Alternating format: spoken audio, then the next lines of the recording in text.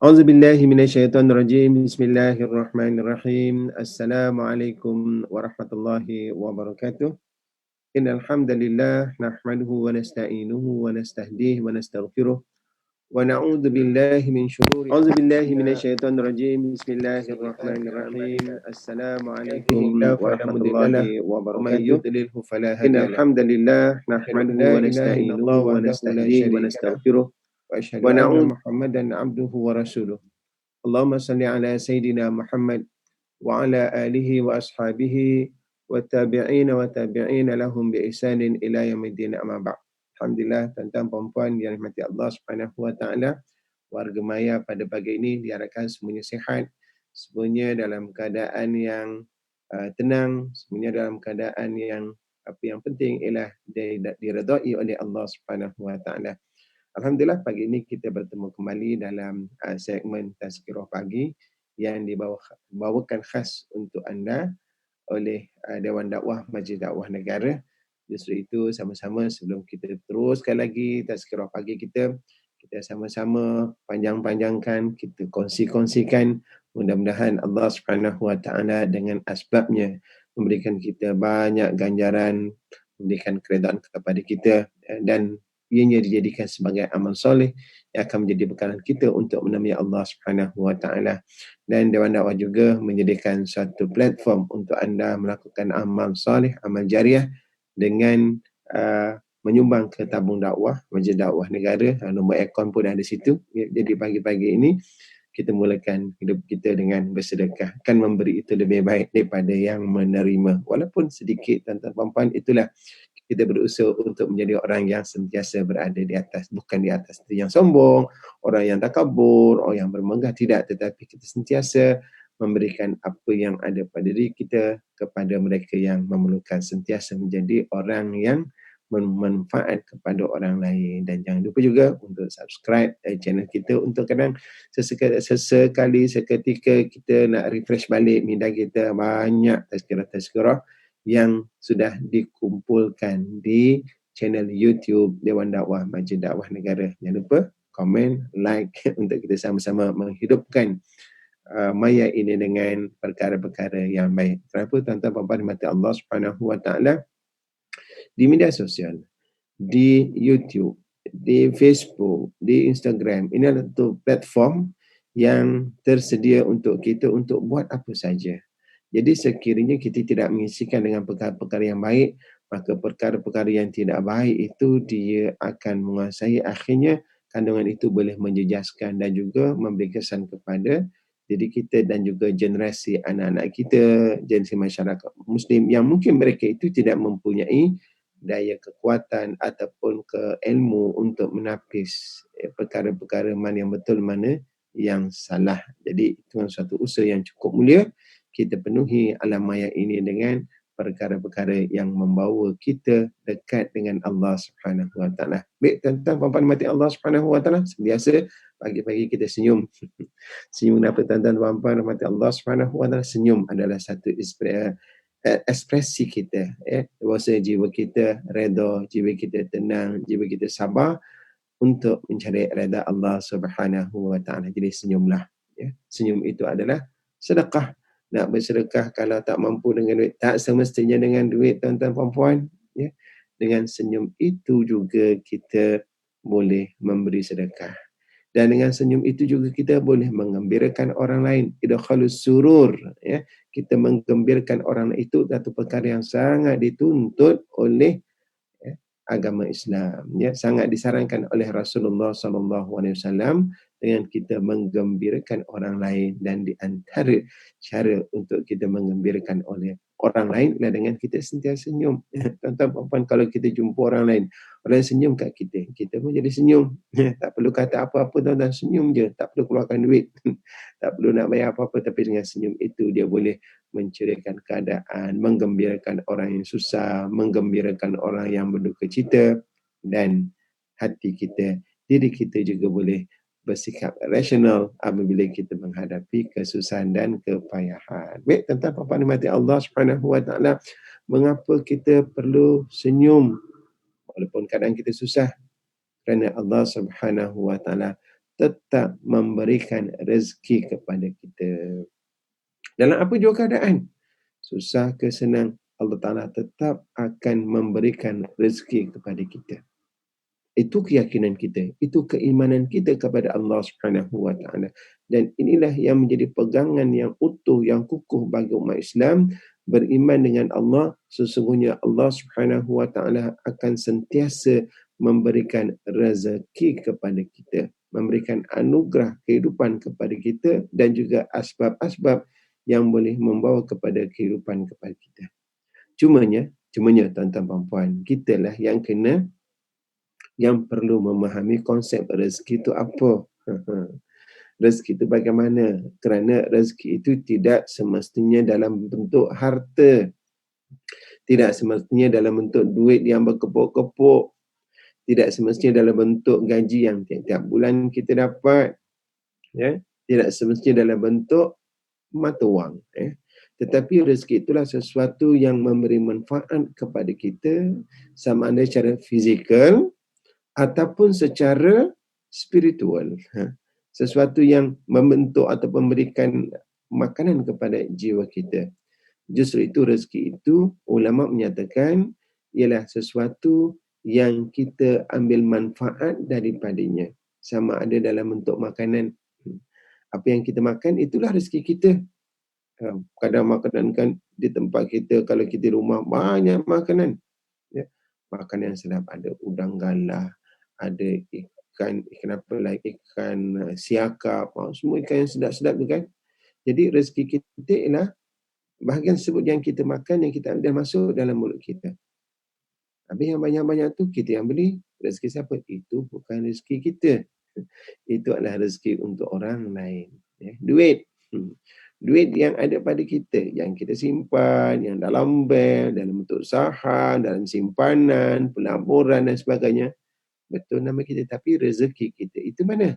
Rezeki itu adalah bahagian duit yang kita gunakan untuk manfaat kita, untuk kita makan, untuk beli pakaian kita, untuk beli rumah kita, untuk beli kenderaan kita dan sebagainya. Itu adalah rezeki kita. Yang lain itu adalah milik orang lain.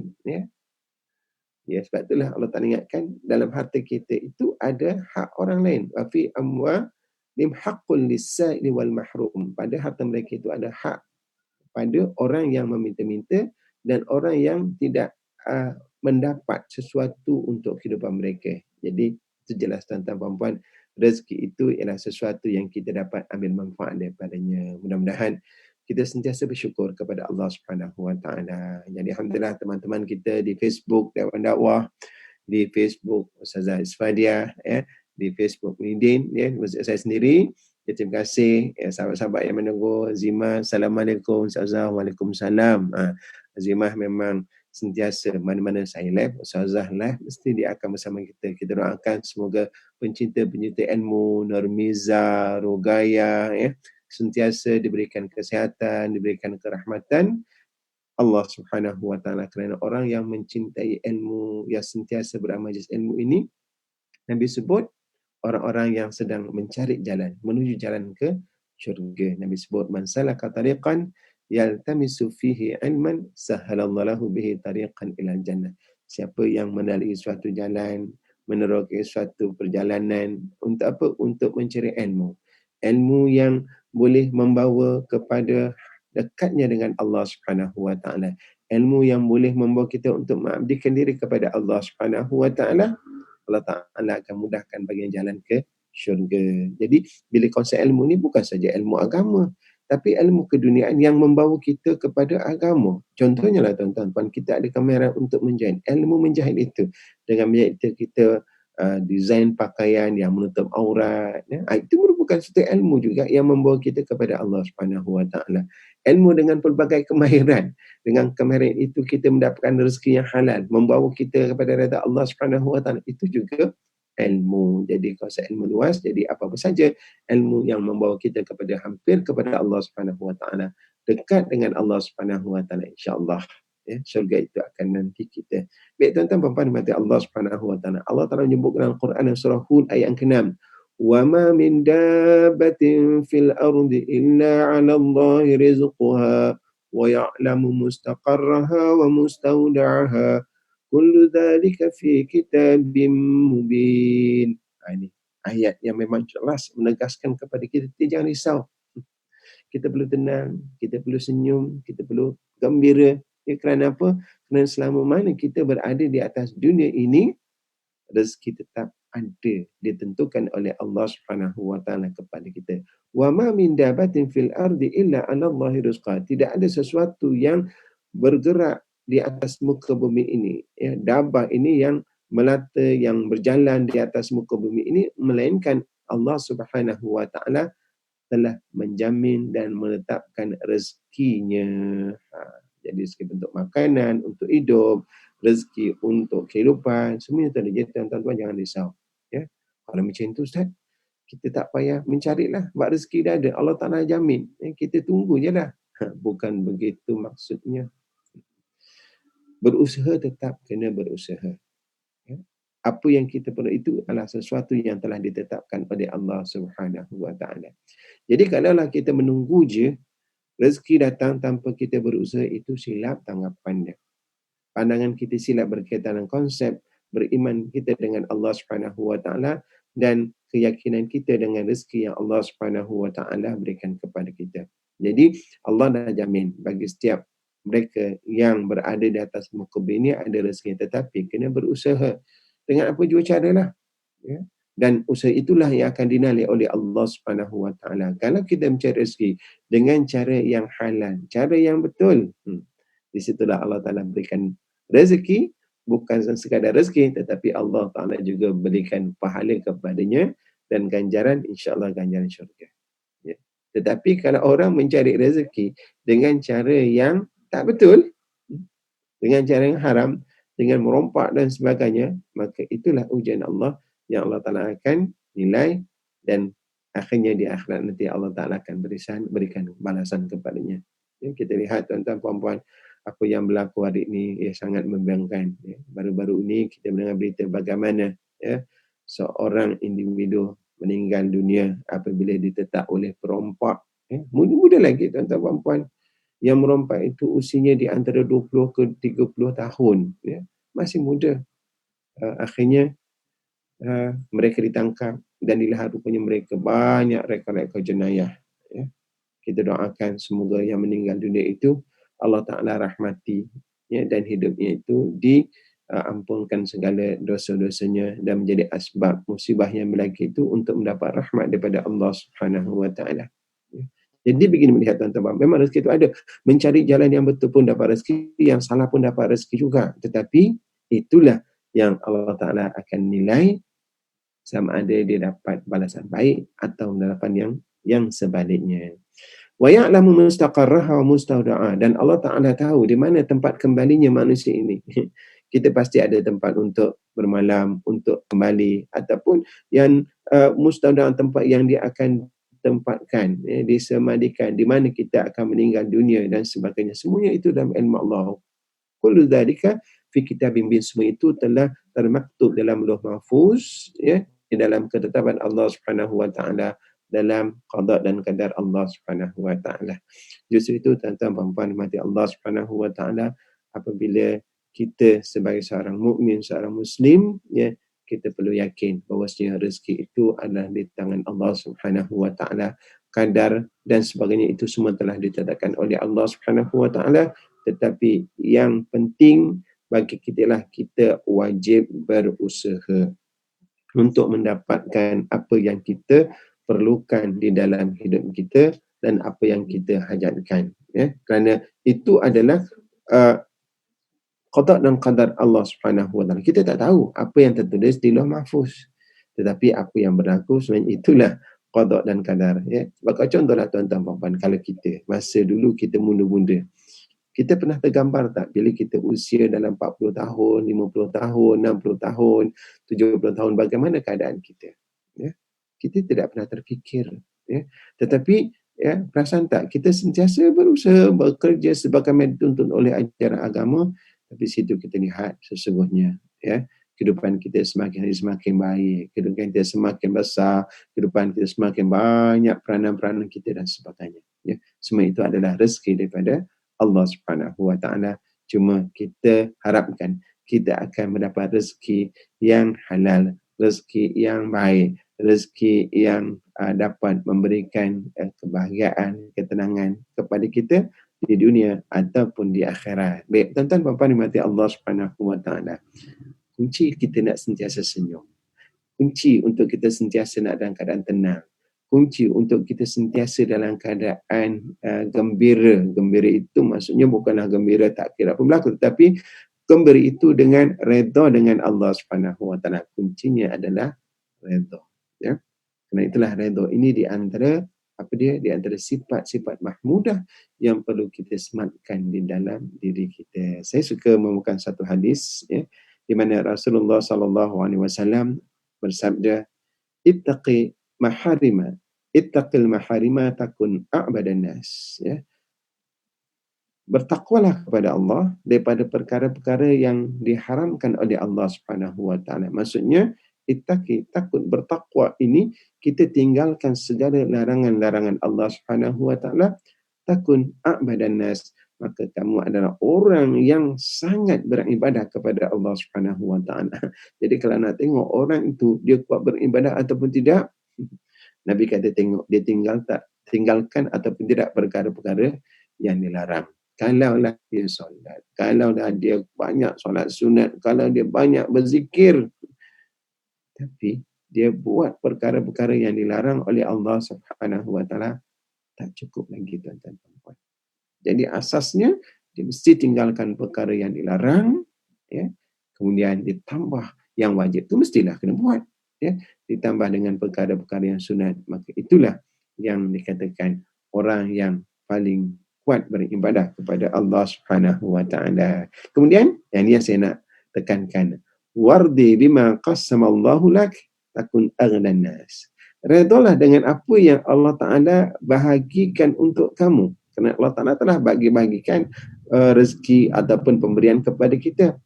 Warda bima qassamallahu lak, redalah dengan pembahagian yang Allah Taala berikan kepada kamu, nescaya kamu akan menjadi aghnan nas, orang yang paling kaya.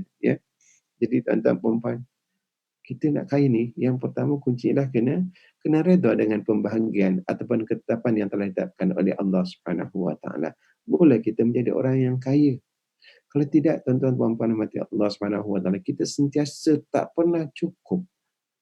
Kerana konsep ghina ini, konsep kaya ialah orang yang rasa dirinya cukup, mencukupi. Sikit pun cukup, banyak pun cukup. Orang yang tak pernah cukup, itulah dikatakan orang yang miskin. Orang yang sentiasa berharap dan bergantung kepada lagi dan lagi dan lagi.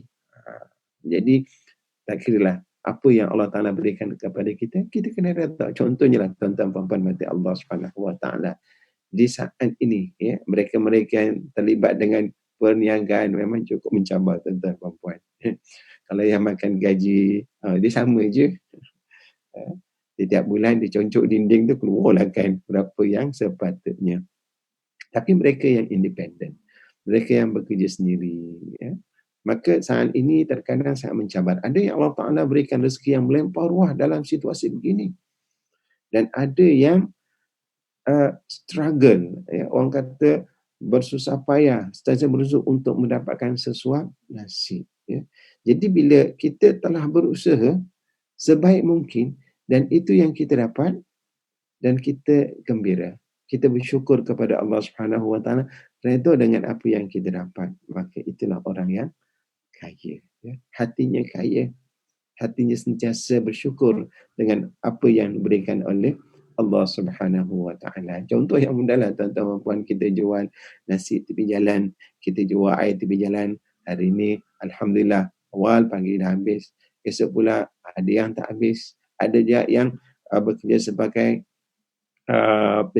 penghantar barang makanan dan sebagainya kan. Situ pun kerana hari ini dapat job banyak, esok kurang. Jadi bila kita dah berusaha sebaik mungkin, kita dapat itu, kita bersyukur kepada Allah Subhanahu Wa Taala, kita tersenyum dalam kita tenangkan diri kita, maka itulah orang yang paling kaya kerana dia cukupkan untuk dirinya tanpa dia meminta-minta daripada orang lain. Ya? Jadi tuan-tuan puan-puan, kunci kepada untuk kita senyum, untuk redha kepada Allah Subhanahu Wa Taala ialah dengan sentiasa redha kepada Allah Subhanahu Wa Taala. Saya nak bawakan satu hadis yang menceritakan, yang mengkisahkan bagaimana Rasulullah SAW memberitahu tentang apa yang berlaku di syurga. Apakah yang menyebabkan kita ini menjadi, orang kata, sangat bertuah. Daripada Sayyid Al-Khudri, Rasulullah SAW bersabda, Inna Allah Ta'ala yaqul li ahli jannah. Sesungguhnya Allah Subhanahu Wa Ta'ala berkata kepada ahli syurga, Ya ahlal jannah, fayaqulun labbaika rabbana wa sa'daika. Bila Allah Ta'ala menyapa kepada ahli syurga, maka orang-orang yang penghuni syurga kata, labbaik, ya Tuhanku. Fayaqul, maka Allah kata, raditum, adakah kamu redha? Adakah kamu berpuas hati dengan apa yang aku berikan kepada kamu? Maka ahli syurga kata, fayaqulun, wa madza la narda wa qad a'taitana ma lam tu'ti ahadan min khalqik. Bagaimanakah kami tidak redha sedangkan engkau telah berikan kepada kami apa yang tidak engkau berikan kepada makhluk-makhluk yang lain. Allah Ta'ala berikan nikmat di syurga, apa lagi yang kami tidak bersyukur, ya Allah? Kata jawapan dia. Fayaqul, maka Allah Ta'ala berfirman, berkata, Inna u'tikum, ana u'tikum afdal min dhalika. Aku akan berikan kepada kamu yang lebih baik daripada yang tersebut. Lebih baik daripada syurga. Faqalu, maka penduduk syurga kata, Fa'ayu syai'in afdal min dhalik. Apakah yang lebih baik, yang lebih afdal daripada nikmat syurga ini, ya Allah? Qala, maka Allah Ta'ala berkata, Ahalla alaikum ridwani. Aku berikan, aku halalkan kepada kamu keredaanku. Puas hatinya aku kepada kamu kerana engkau menjadi hamba yang taat, hamba yang menyerah diri kepadaku. Fala askhud alaikum ba'dahu abadan. Dan aku tidak akan murka kepada kamu selepas ini. Selama-lamanya, Allah Rabbi. Bila kita dapat reda Allah, Allah Ta'ala puas hati dengan kita, Allah Ta'ala menerima kita, maka itulah sebaik-baik rezeki yang Allah Ta'ala berikan kepada kita. Bukan segi jumlah, bentuk dan sebagainya, tapi Allah Ta'ala redha kepada kita. Jadi tuan-tuan puan-puan, ya, untuk senyum kali ini, memang jangan risau kerana Allah Ta'ala menjamin rezeki yang telah ditetapkan pada kita. Yang penting kita kena redha, kita ada sifat qanaah, kita ada sifat sabar dalam menghadapi kesusahan kepayahan hidup ini. Semua kita sentiasa mendapat redha Allah Subhanahu Wa Taala. Dan itulah doa yang selalu kita baca, tuan-tuan puan-puan mati Allah Subhanahu Wa Taala. Apa doanya? Allahumma aghnina bil ilmi. Ya Allah, ya Tuhan kami, Kau kayakanlah kami dengan ilmu. Sehingga rasanya kita tak perlu lagi nak tanya orang lain dah. Kita dah boleh memberikan ilmu kepada orang lain. Bila inilah semuanya orang berusaha untuk menjadi orang yang berilmu. Bukan ilmu bukan saja untuk disampaikan pada orang, tetapi untuk panduan diri sendiri. Dia tahu ini betul, ini salah, ini haram, ini halal. Yang haram kita tinggalkan, yang halal kita ambil, yang ni boleh, yang ni tak boleh, ini sepatutnya kita buat, macam mana selesaikan masalah. Allah Rabbi, memang cukup berbahagia bagi orang-orang yang berilmu. Contoh yang mudah lah tuan-tuan puan-puan, kalau bukan ilmu agama, ilmu dunia, kita ada kereta. Kita tahu masalah yang berlaku pada kereta. Tiba-tiba kereta mati tengah jalan. Kita adalah mekanik. Ada kita risau? Kita tak risau. Sebab kita tahu macam mana selesaikan masalah kereta. Pertama sekali bila kereta tak hidup, dia akan tengok dulu. Kunci tu dia tekan button, dia hidup atau tidak. Kalau tak hidup, dia tengok bateri dulu. Ada tak power untuk starter dia dulu. Kalau tengok, bateri ada, power dia ada, tak hidup, dia tengok apa yang berlaku enjin tu. Tengok ada minyak ataupun tidak. Minyak ada, tengok full tank. Tengok minyak tu keluar tak daripada injektor. Tengok orang dia cerita sikit pasal teknik kereta. Maksudnya bagi orang yang tahu pasal kereta rosak tepi jalan, it's nothing, dia relax je. Sebab dia ada ilmu dan dia tahu macam mana nak selesaikan. Sebab itulah kita perlukan. Tapi kalau orang tak ada ilmu, tuan-tuan puan, bagaimana tengok? Menggelabah. Apa dia tahu? Dia telefon je lah. Lepas bila telefon, mungkin yang datang mekanik itu kita tak tahu dia jujur ke tak jujur. Akhirnya orang yang tak ada ilmu, dia akan tertipu dan mudah untuk diperdayakan, dipergunakan oleh orang lain. Tuan-tuan puan, sebab itulah kita mohon kepada Allah Subhanahu Wa Taala, Allahumma aghnina bil ilmi. Ya Allah, Tuhan kami, kau kayakanlah kami dengan ilmu. Tapi nak kaya itu, itulah kita kena usahalah, kena belajar. Jadi pagi-pagi ni dengan tazkirah daripada Dewan Dakwah ni adalah proses untuk kita mendapatkan ilmu, ya. Wa zayyina bil hilmi. Ya Allah, ya Tuhan kami, kau hiaskanlah diri kami ini dengan hilmi, sifat lemah lembut, sifat yang menenangkan, penuh kemesraan, ya. Jadi itu memang sifat yang baik, ya. Kita nak diri kita dihiasi dengan sifat-sifat yang mahmudah, yang orang suka dengan kita. Kita sentiasa mesra, orang kata mesra alam.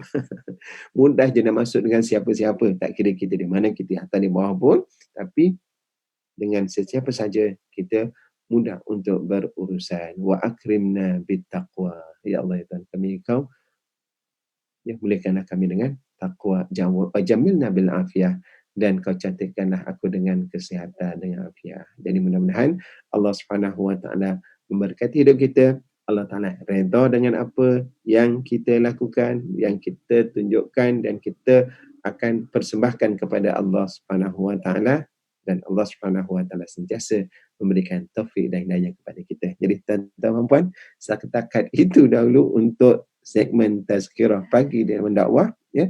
Jumpa lagi di siang akan datang. Aqulu qali hadza wa astaghfirullahal azim li wa lakum wa billahi taufiq wal hidayah. Assalamualaikum warahmatullahi wabarakatuh.